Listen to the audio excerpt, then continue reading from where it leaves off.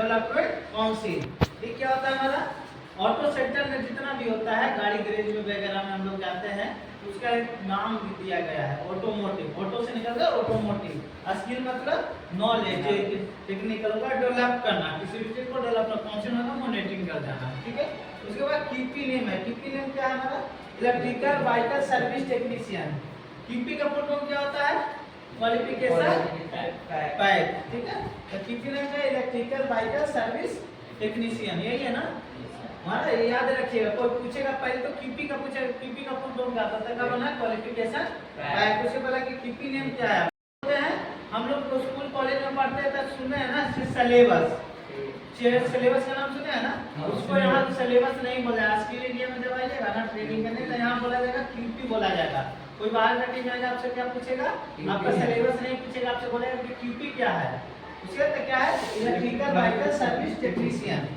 उसके बाद QP code है। क्यूपी कोड क्या होता है ASC/Q 1429। क्या है क्यूपी कोड, हम लोग सिलेबस कोड होता है ना, है? उसी टाइप के यहाँ पर क्यूपी कोड दिया गया है। क्यूपी कोड क्या होता है ASC/1429। ASC का मतलब क्या होता है ऑटोमोटिव स्किल काउंसिल/Q 1429। ये याद रखिएगा। इस कोई भी बाहर का टीम आएगा तो पूछेगा, वहाँ सिलेबस कोड रहता है, यहाँ स्किल इंडिया में आइएगा तो क्यूपी कोड को पूछेगा। क्यूपी का मतलब क्यूपी का मतलब क्वालिफिकेशन है। उसके बाद लेवल NSQF लेवल क्या होता है NSQF का फुल फॉर्म लिखाए थे, क्या लिखाए थे वहाँ बोलिए कि लेवल 5 अगर मिलता है तो हम करेंगे कोर्स और नहीं तो ना करेंगे, क्योंकि ऑलरेडी लेवल 4 का आपके पास कोर्स है।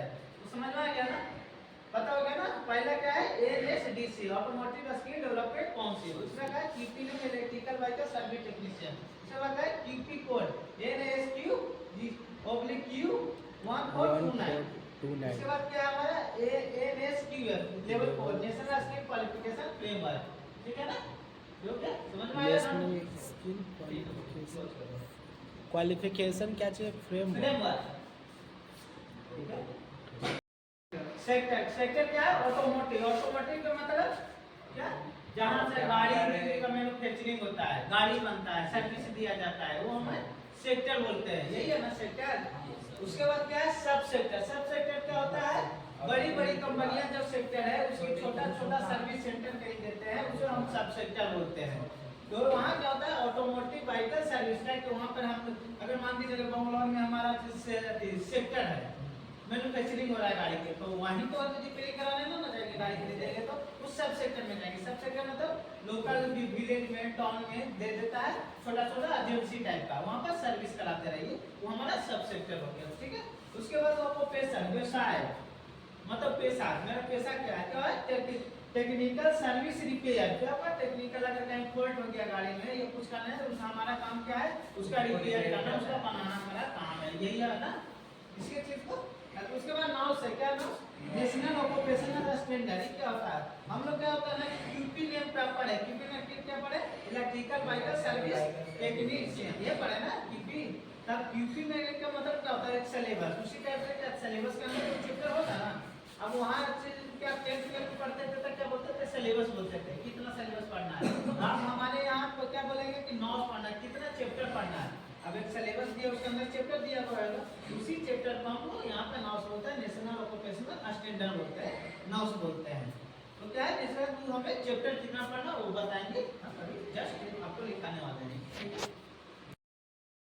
Introduction of the role of the electrical vehicle and service technician. क्या पढ़ा इंट्रोडक्शन पढ़ना है। फर्स्ट चैप्टर में हमारा नाउस फर्स्ट नाउस में क्या इंट्रोडक्शन ही है जो पढ़ना है, model role of the electrical vehicle service technician. उसका फर्स्ट नाउस क्या पढ़ना है ASC/N 9801। इसमें क्या है organise work and the resource service. ये क्या होता है हमें पहले ऑर्गेनाइज करना है, हमें पूरी पार्ट्स को लाना है असेंबल करने के लिए, हम एक जगह असेंबल रख लिए पूरे पार्ट्स। उसके बाद क्या है सर्विस देना मतलब बनाना हम चालू करेंगे, हमें उसका जो कनेक्शन हो कनेक्शन स्टार्ट करेंगे, जोड़ना कनेक्शन चालू करेंगे।